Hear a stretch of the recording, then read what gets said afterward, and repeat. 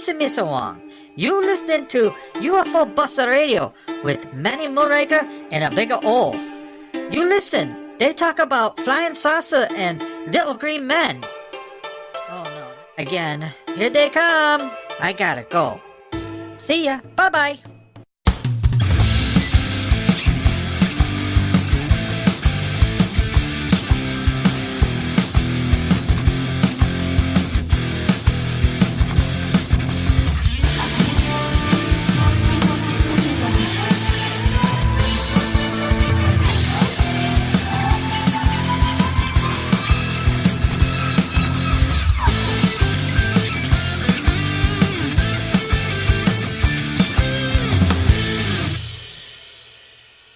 Welcome to UFO Buster Radio, and this is episode number 73. I have to check because I just got in, was taking care of some business, and that's why this episode is running a little later than usually on Tuesday. But in the interim, while I'm trying to set up to record this damn thing, every freaking plane in the Dallas-Fort Worth area decided to pass overhead. And I kid you not, I've been waiting here for almost 15 minutes for these freaking planes to just go by so that I can hit record and get this episode in the books. So 73, this is it, right now. You, me, we're here. And you know, sometimes we have those days where you get up in the morning and you wonder why in the world did you get out of bed? Because you feel like somebody punched you in the gut, turned around, probed you, and then kicked you in the nuts. Those are bad days. But if you had a day like that, it's okay now because you're here and you're listening to Manny Moonraker on episode 73. Before I get started, the time is ticking away. 10 days left till the end of the 2017 Rubber Dickies voting. Pick your top 3 rubber dickers for the year. The list is on UFOBusterRadio.com. And go ahead and pick 3 of your favorite rubber dickers because you appreciate them. You appreciate all the bullshit they try to put us through the entire year. So go ahead and get them an award because I will mail it to them along with a note letting them know that you felt that they deserved that award. And I'm also going to add in there what they can do with the award as options. Now tomorrow, we do have in UBR Truth Seekers, the Facebook group, there are 2 contributors in there that are going to receive 2 awards. The awards came in yesterday, and I'm going to tell you right now, these things are great. And those 2 individuals can put that on their mantle and remember 2017 as the year that they were appreciated by one of the podcasts that they listen to. Because I guarantee you that none of their other podcasts are doing that to them. They're not appreciating what they do. But I do. I appreciate every single one of you. Whether you're out in Korea, you're in China. As a matter of fact, I have a list here of the countries, the top countries that the show is being broadcast on this month. Give me a sec. Well, that actually took a whole lot longer than a second, but you guys won't even know that.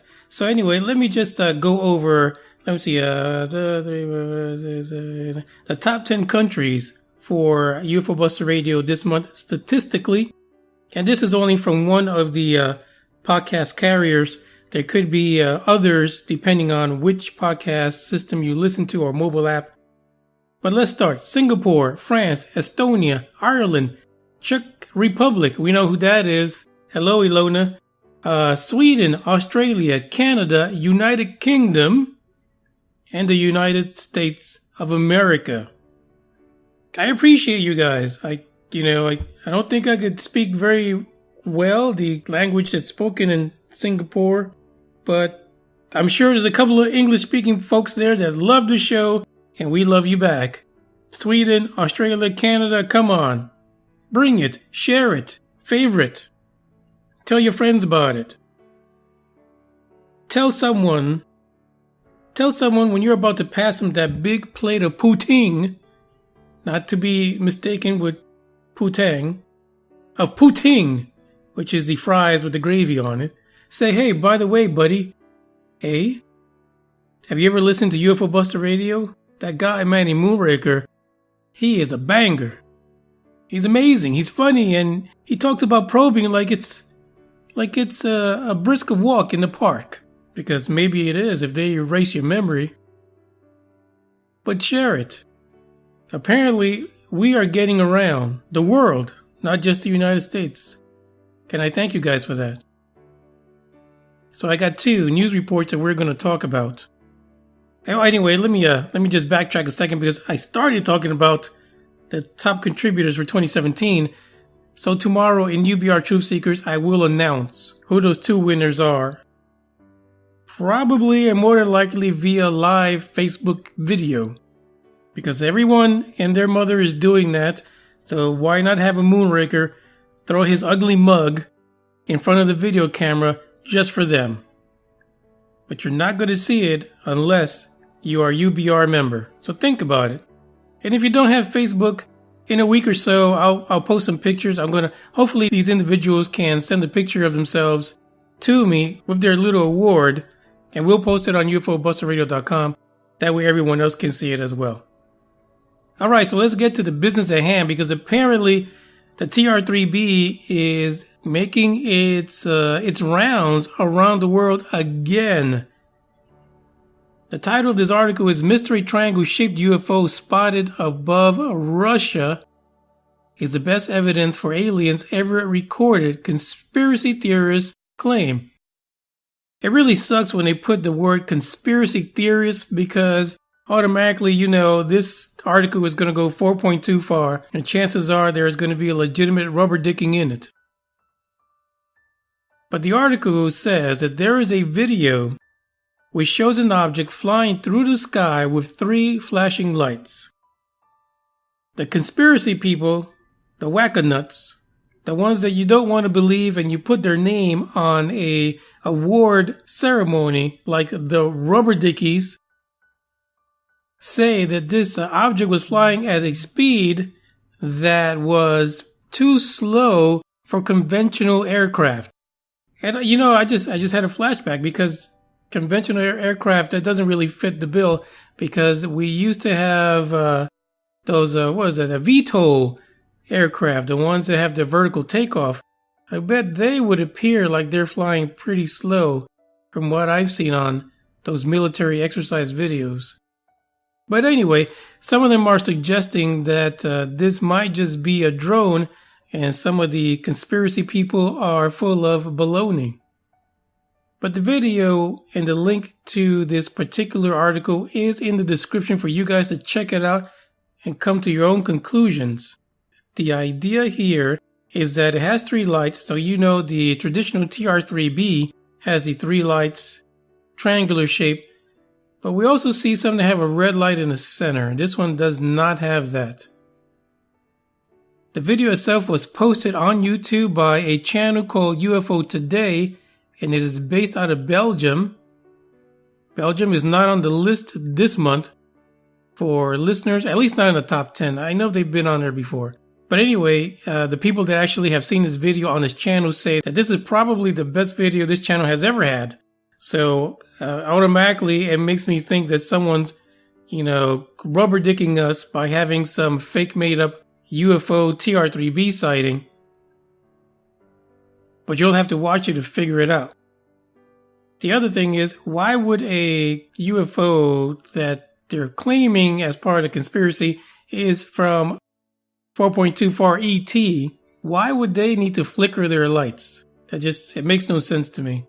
But to make sure that we don't get too far ahead of ourselves, Nigel Watson, who is the author of the UFO Investigations Manual, has already chimed in. He pretty much says that he really does not believe that the object that was spotted in the video is from 4.2 far. He says it's more than likely looking more like a drone than anything else.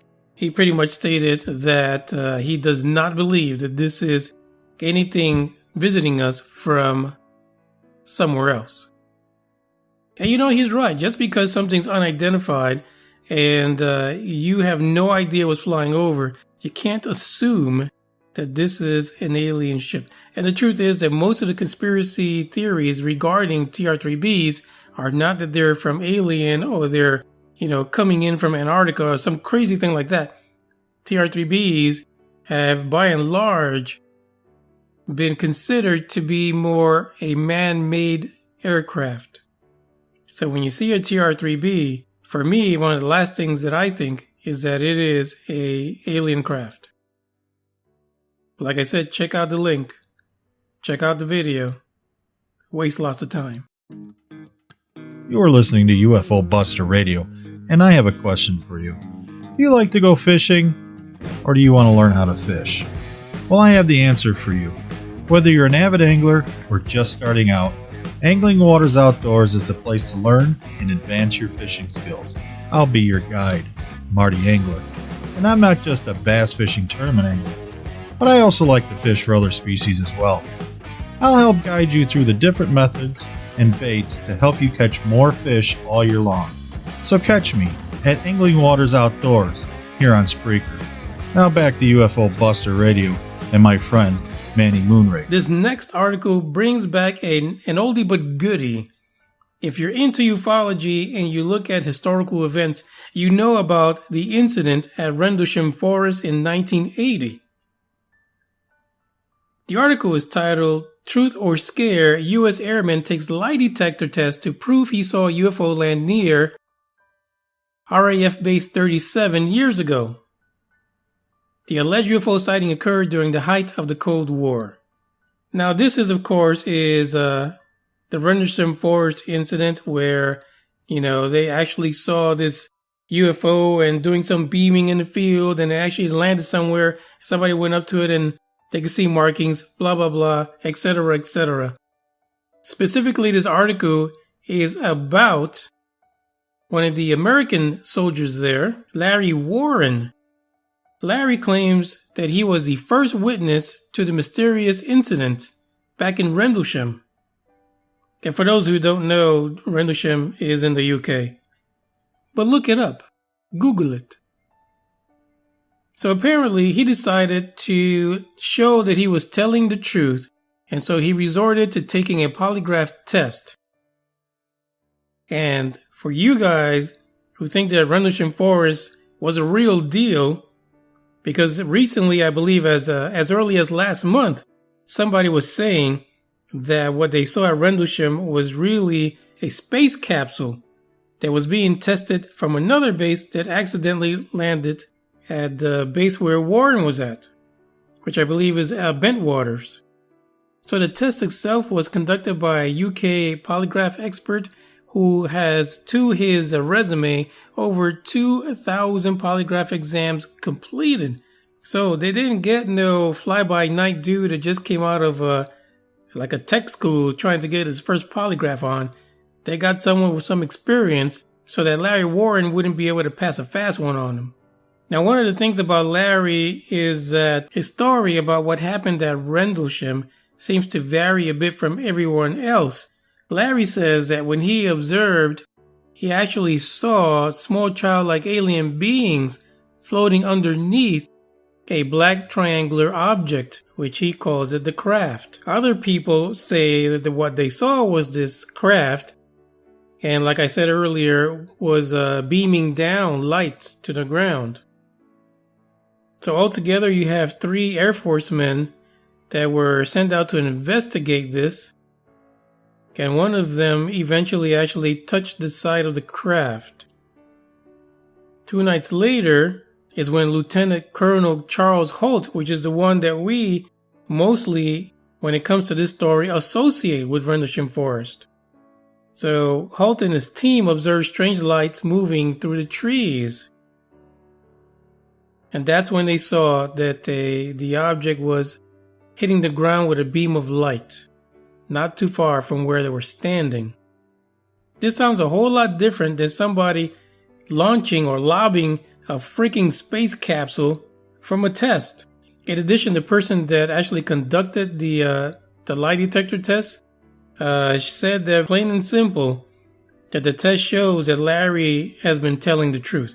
I mean, listen, a lot of people might argue that after 37 freaking years, You could say all kinds of lies throughout that time, and you will believe it, so you will not have any kind of the artifacts that a lie detector test is going to look for.